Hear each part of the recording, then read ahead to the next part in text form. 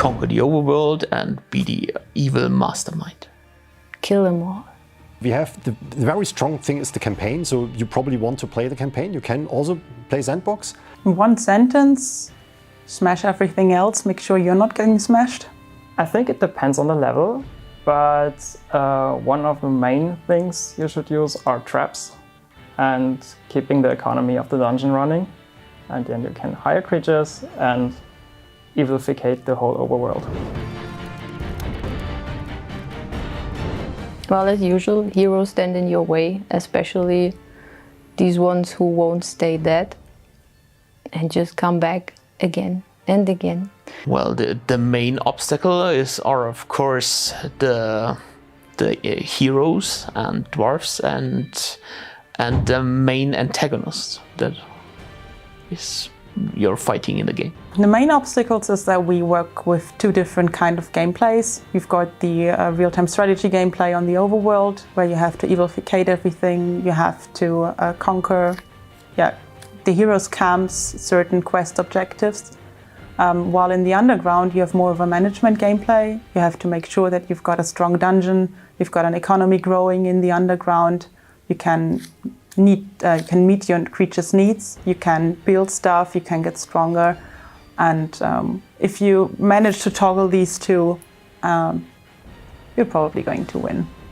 Of course the heroes, we have several of them, and then the dwarves and some creatures in the underground, spiders and some others too.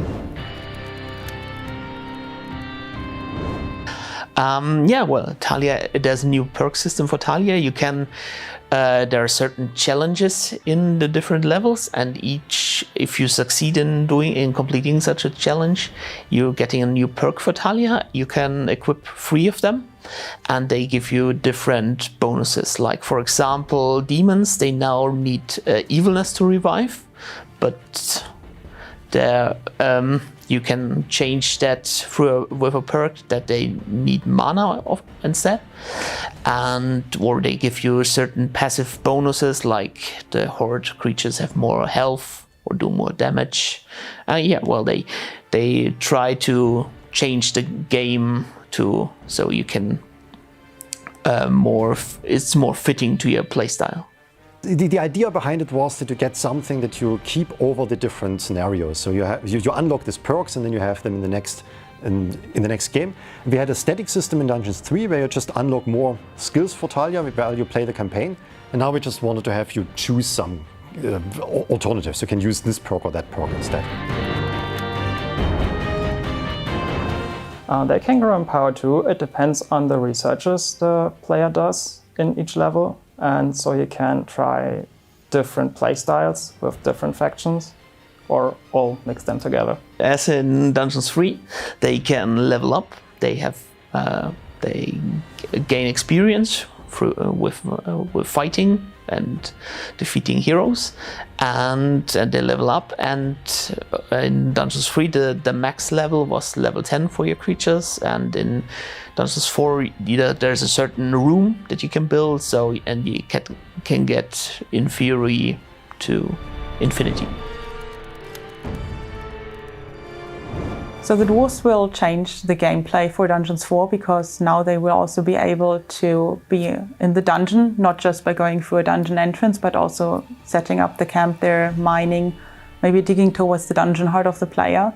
So this is a new threat in the underground, because you cannot just monitor where the enemies are in the overworld. You have to be aware that maybe they're just right next to you and just breaking through the walls into your rooms. I think the dwarves will change a lot, because in the dungeon there's more up and you have to battle them underground, and they even have their own entrances, and if you defeat them you can use their entrances and reach new places. It changes the game quite a lot, I think, because they are digging their own ways through a dungeon. They're building their own rooms. You can't simply drop your creatures there, but you have to fight your way through the dwarven dungeon, and they have their own goals. They try to steal your gold. They are not only attacking your dungeon heart, but rather are grabbing your resources. This time we added, instead of the evil hubs we had in Dungeons 3, we added different bosses to the overworld, and it was a lot of fun designing these good creatures, which are a lot more bigger and menacing than the usual enemies you encounter on the overworld. And yeah, my favorite is the house, the drunken house. There are several rooms which came along with Dungeons 3, which I really like the relaxing chamber and the arcanium, but there are also several new ones which really add something to the whole Dungeons gameplay. For example, there's the Voodoo Brew, where you can brew potions, which you can use for strengthening creatures, boost the economy in the dungeon, fight against your enemies. There are lots of different potions you can brew there, and they really add some spice to the entire gameplay. Dungeons 4.